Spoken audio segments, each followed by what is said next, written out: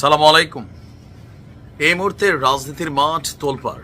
আমরা দেখছি ক্ষমতাকে কেন্দ্র করে বিএনপি, জামাত ইসলাম, চরমোনাই বা আরো যে রাজনৈতিক দলগুলো আছেন, বৈষম্য বিরোধীরা সহ নানান বাকযুদ্ধ, দলীয় কর্মীদের নানান অ্যাক্টিভিটিস, সকল কিছু মিলিয়ে দেশ এখন একটা অস্থিতিশীল পর্যায়ে আসলে আছে রাজনীতির মাঝে। এর মাঝখানে আজকে বড়সড় একটা অ্যাকশন করে ফেলছেন ডক্টর মোহাম্মদ ইউনূসের সরকার। ইতিমধ্যে অনেকেই বিষয়টা নিয়ে জানছেন এবং আগামী দিনের জন্য আরো একটা এক্সাম্পল ক্রিয়েট করেছেন। আর ইউনূসের এই সিদ্ধান্তে আমার মনে হয় রাজনৈতিক দলগুলো সবাই খুশি, বাট ভবিষ্যতের জন্য নসিহত বার্তা আছে প্রশাসনের কর্মকর্তাদের জন্য।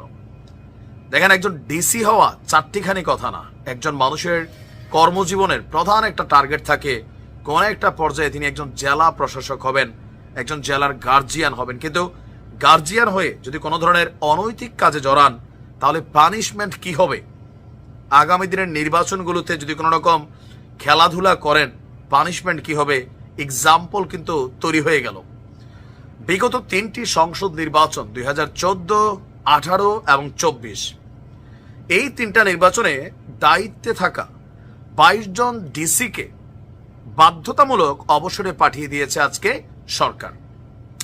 তারা বিভিন্ন মন্ত্রণালয় এবং বিভাগে অতিরিক্ত সচিব এবং সচিব পদমর্যাদার বিভিন্ন দায়িত্ব পালন করে আসছিলেন।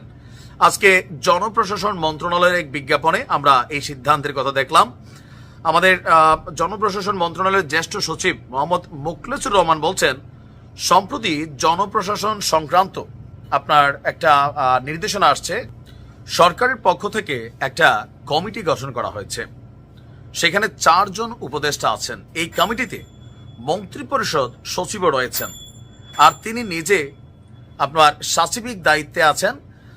বলা হচ্ছে যে বড় সিদ্ধান্ত হচ্ছে যে 2014, 18 এবং 24 সালের যে বিতর্কিত নির্বাচনে যারা রিটার্নিং কর্মকর্তারা ছিলেন, অর্থাৎ বাংলাদেশের যে জাতীয় নির্বাচনগুলো হয় সেখানে প্রত্যেকটা জেলার যিনি প্রশাসক আছেন, ডিসি, তিনি কিন্তু রিটার্নিং কর্মকর্তা হয়ে থাকেন। আর সেই রিটার্নিং কর্মকর্তারা নেতিবাচক ভূমিকা রেখেছিল, এটা অস্বীকার করার সুযোগ নেই, কারণ বিশাল কিন্তু একটা ম্যানুপুলেট হয়েছিল। তো এদের মধ্যে ইতিমধ্যে 43 জনকে ওএসডি করা হয়েছে, 43 জন ওএসডি। আর যাদের চাকরির বয়স 25 বছরের কম আর যাদের চাকরির বয়স 25 বছরের বেশি, তাদেরকে বাধ্যতামূলক অবসরে পাঠিয়ে দিয়েছে সরকার।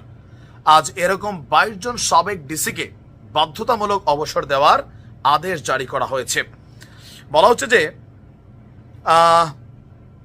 যাদের বয়স 25 বছরের কম, তো তাদের বিরুদ্ধে দুদক সহ আরো বিভিন্ন অ্যাক্টিভিটিজও সামনে আসতে যাচ্ছে।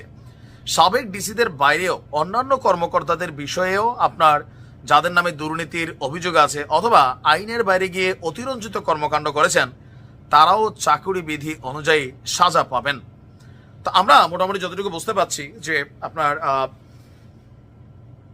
আওয়ামী লীগকে মাঠে রাখতে বা ক্ষমতায় রাখতে সরকারের যে ডিপার্টমেন্টগুলো কাজ করেছে, ইভেন সরকার পতনের পর প্রশাসনের বিভিন্ন গুরুত্বপূর্ণ পদে যারা এখনো আধিষ্ঠ আছেন তাদের তালিকা করা হচ্ছে।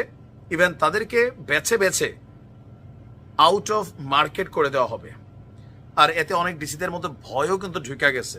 তবে এটা একদিকে ভালো। আমি কেন ভালো মনে করি দেখেন, আগামী দিনে যে নির্বাচনগুলো হবে, সরকার কিন্তু ডক্টর ইউনূস তো একা না, শেখ হাসিনা একা না, সরকারের বিভিন্ন হাত পা আছে। হাত পাগুলোর মধ্যে প্রধান কিছু হাত পা হচ্ছে ডিসিরা, উপজেলা কর্মকর্তারা, ইউএনওরা।